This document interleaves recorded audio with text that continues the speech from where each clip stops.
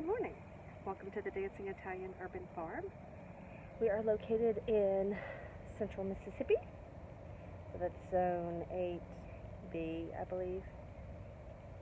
I think that's zone 8B. Anyway, if you were curious. But, well, welcome back. If you've been with us before, welcome if you're new. We would love for you to subscribe and like the video, share it with other people, and join the Dancing Italian family. Today, I thought as I walk through the garden and show you what's going on, I would talk about things that I've learned so far since starting this venture, learning classroom. So here we go. The first thing that I learned is not to let your basil get too tall, because if your basil gets too tall, it wants to fall over and not do well. So I planted this basil a couple weeks ago and it looked terrible. And then I came in and I just cut the tops off. Now that it has been eaten by slugs, I will say that. We do have a slug problem. I need to get my husband to come out here and spray these with neem oil. That's his job. He loves to do it, so I'm not going to take that away. But they all pretty much look like this. They looked terrible. That one, I mean, they're just, yeah. But then, for some of them, I cut the tops off, and they seem to be springing back to life. So I'm going to keep an eye on them, and we're going to go from there. Yeah. And this is the herb garden. Something's been digging it. Probably the squirrels living in this massive oak tree. But yeah, there's my herb garden. I have rosemary over there. That's Greek oregano and German thyme. And our basil. Another thing that I have learned, so I guess this would be number 2, that I've learned is to be patient. And patience is not one of my strongest characteristics. I am not known as a patient person at all. I have become more patient as I've gotten older, but this has really taught me to be patient. Here we are in the back. So here's the back garden. Over here we have green beans right here along there. Yeah. We have cucumbers down here. That right there is a lima bean plant. These are pea plants, and that brings me to the third thing that I learned. Know when to plant the plants that you want to grow and when not to. Yeah, I planted some peas earlier and they did not do well, but these look like they're doing extraordinarily well. Yep. There's my lentil. That's another thing that I've learned, is that if you buy dried lentils from the store, you can't put them in the ground. They will grow. Whether they'll produce lentils or not, I don't know. That's the only one that came up. Right, moving on to green beans. These are our bush beans and pole beans. You can see this one is doing really well. It's growing up and putting out leaves. Look how tall it's gotten. It's so tall. These are already producing flowers, and then I have some that look like that, or those over there, and I'm not really sure, is it a deficiency in the soil maybe? I don't know. I'm gonna have to do some research. I think yellowing means lack of nitrogen, maybe. I think that's what that means. So I think I may just need to fertilize my plants, but most of them have buds or blooms. Oh, look at that bloom right there. So excited about that. But yeah, I need to figure out why these are yellowing. Maybe I have too many bean plants planted. I don't know. And then over here is tomatoes, onions, and peppers.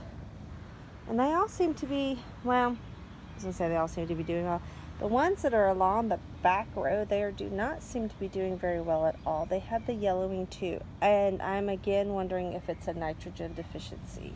And if I just need to I don't know what that is. And if I just need to fertilize, that's the word I was looking for. But I mean,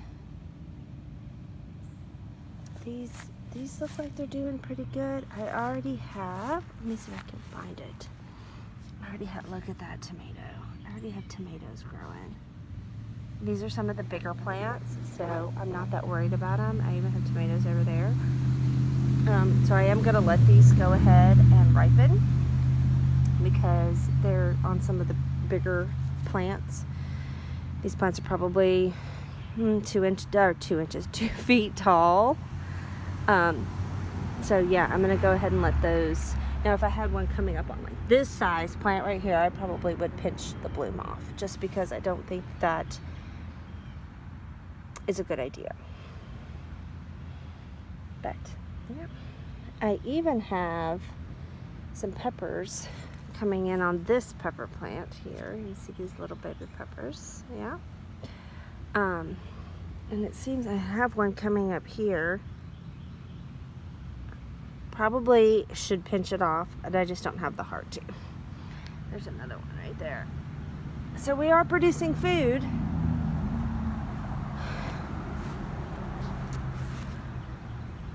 That's another thing that I learned. I should say that. Another thing that I learned is that if your plants are small, you should probably pinch the blooms off of them and not let them produce fruit till they get bigger. I just don't think I really have the heart to do that, because they look so pretty. I don't know. Maybe it'll be a detriment to my plants. We'll find out. But here's some carrots right here. And my beets are being slow to grow, but they are growing. They're just being slow. And I think, again, that's because I planted them at the wrong time. There you are. I was like, where are you? There you are. I think I just planted them too late. I think I should have planted them earlier. But I've done a lot more research on when to plant plants, so my fall garden will be much better. But look at these carrots. They look amazing. It's a little dry. These carrots look amazing. Those carrots over there look amazing. And then I have a couple of ones in there. This Merlot lettuce looks fantastic. And I keep checking it for bugs to see if it's got anything in there. That one's growing. That one just kind of stopped. I don't know what's wrong with it, but I'm gonna leave it. Here's some more peas.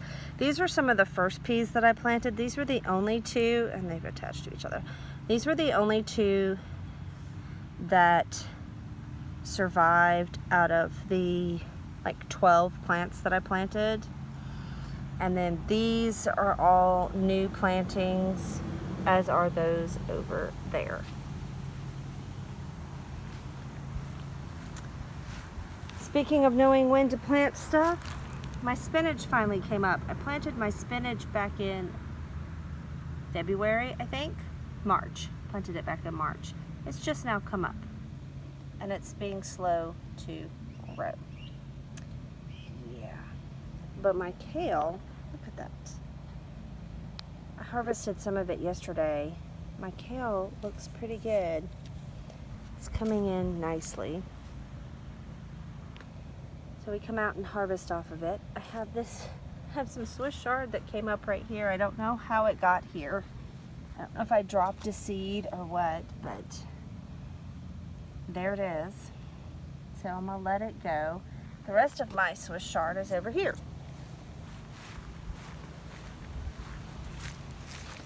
And I have, oh, my clover's gone to flower. Let me pull that out before it, what is this?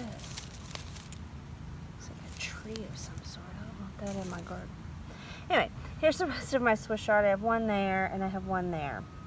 Again, knowing when to plant what you want to grow. Another thing that I learned is no amount of mulch that you put down is going to keep things that you don't want growing from growing in your garden. So you're gonna have to weed. You're gonna have to pull them out. If you don't want them in your garden, you're gonna have to pull them out. I don't know what that is. Oops. Not sure what that is. I don't remember what I planted in this row. That's a problem. More kale. Oh, look, here's another Malabar spinach that's come up. Yay! And that's not anything. I had cabbage planted here, but again, knowing when to plant stuff. That's important. I don't know what this is.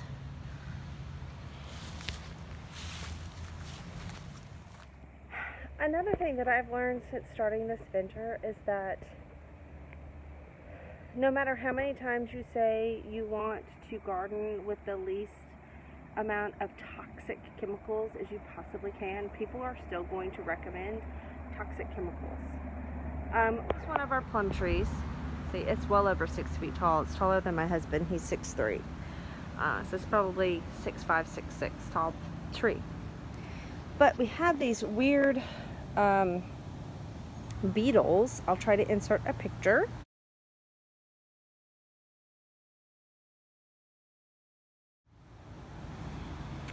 But we have these weird beetles. I think they may be May beetles or May bugs or whatever you want to call them, that are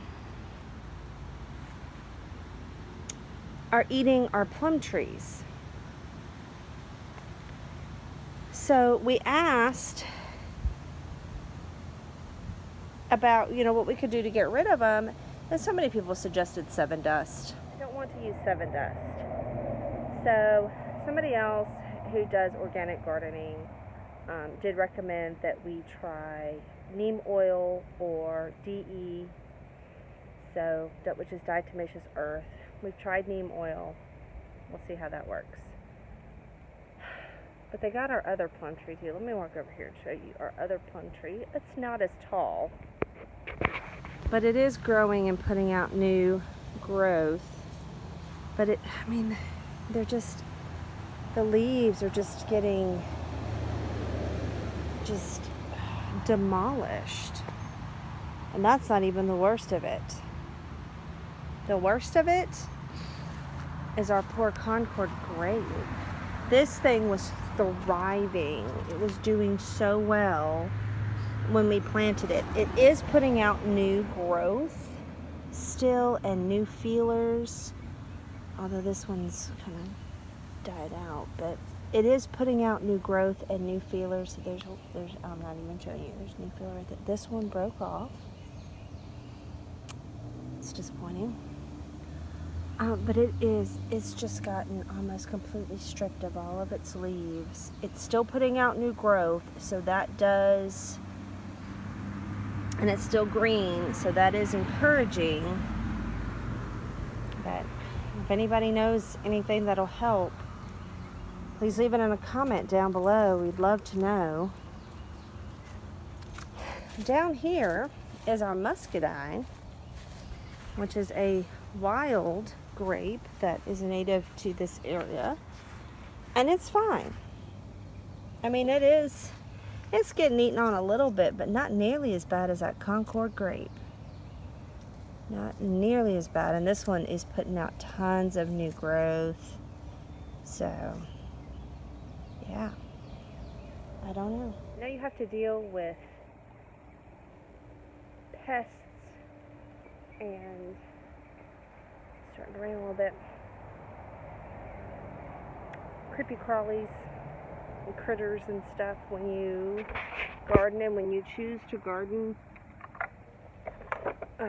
organically, you deal with them more than somebody who's going to use I don't want to say chemical pesticides, because everything is a chemical, but a more toxic chemical pesticide, which probably has better results, but it's just not something that I want to do. I don't want to put that on my food that I'm going to be eating, if that makes sense. So, you know what? We just keep plugging along. So here's the west side garden. This is where we have our watermelons, which that one that was planted there died, and these haven't come up yet. But we've got this one that, aha! Is that what is eaten? Oh no, that's a leaf. I thought it was a caterpillar. But something's getting to my watermelons. More weeds. Pull up.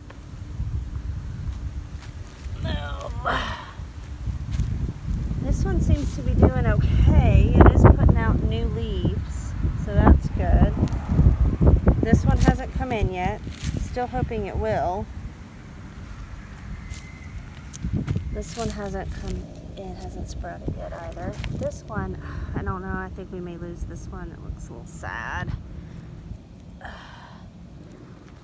Oh, the clover over here is just terrible. All right.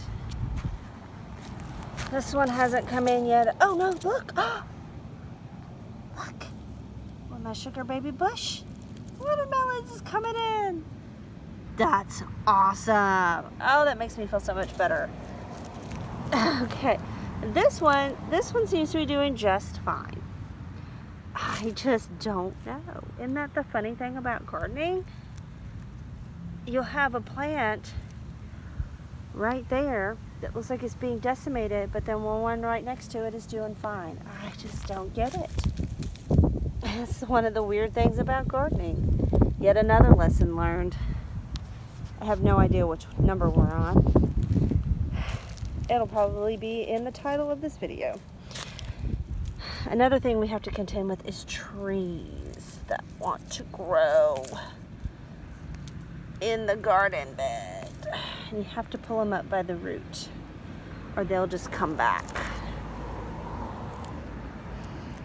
But here's our potatoes. Potatoes look amazing. Look at that. There's a bunch of clover. But the potatoes are just going like gangbusters. We tried potatoes last year, and I think it's where we had them planted, because we planted on the other side, the east side of the house, and they never would take. We planted on the west side of the house, and these plants are just thriving. And then over here, we planted corn. I don't know if we have any coming up yet. It doesn't look like it. It looks like something may have gotten to my corn. Sorry about the traffic. There's a road right there. But, you know, we'll keep plugging away. I don't know how long it takes corn to germinate. I thought it was supposed to be fairly quickly, but I don't know. But hopefully we'll have some corn growing up here soon. The last thing that I'm going to talk about today in this video that I have learned is that I hate elephant ears. I hate them. They're insidious. I cannot get rid of them. That's my dog. He's right there. He's wrapped around the tree, so he's not happy. But anyway, I don't like them. They're insidious, and I cannot get rid of them. It doesn't matter how many I dig up, they keep coming back. They were here when we bought the house. The elderly woman who owned the house before us grew them. And yeah, I'm hoping that these strawberries, I was hoping that the strawberries would choke them out, but the strawberries have not spread like I thought they would. Maybe I planted them too far apart. I don't know. Maybe I should have gotten more strawberry starts to plant. Maybe I need to go start some more strawberries inside and plant them outside. I don't know. But I don't know what this is, but I don't want it here. Look at that.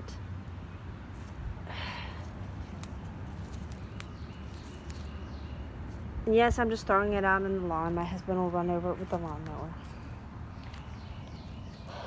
But we have not been having good luck with our strawberries.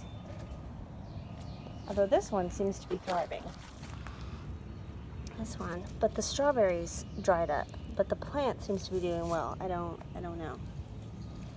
So this one's the same way. The plant seems to be thriving, but the actual strawberries are not doing well. So I don't know. Well, I hope you enjoyed this little video tour of the farm, the urban farm. and me talking about just the things that I've been learning, especially since we started growing here earlier this year. And, lessons that I'm taking away from it all. Make sure that if you are new here, you click that subscribe button. You give this video a thumbs up. Leave any comments or questions you have in the comments. Or if you have any suggestions on how to get rid of pests without using toxic chemicals, drop that in the comments below. I would love to hear everybody's suggestions. And we'll see y'all in our next video. Y'all have a beautiful and wonderful day wherever you are.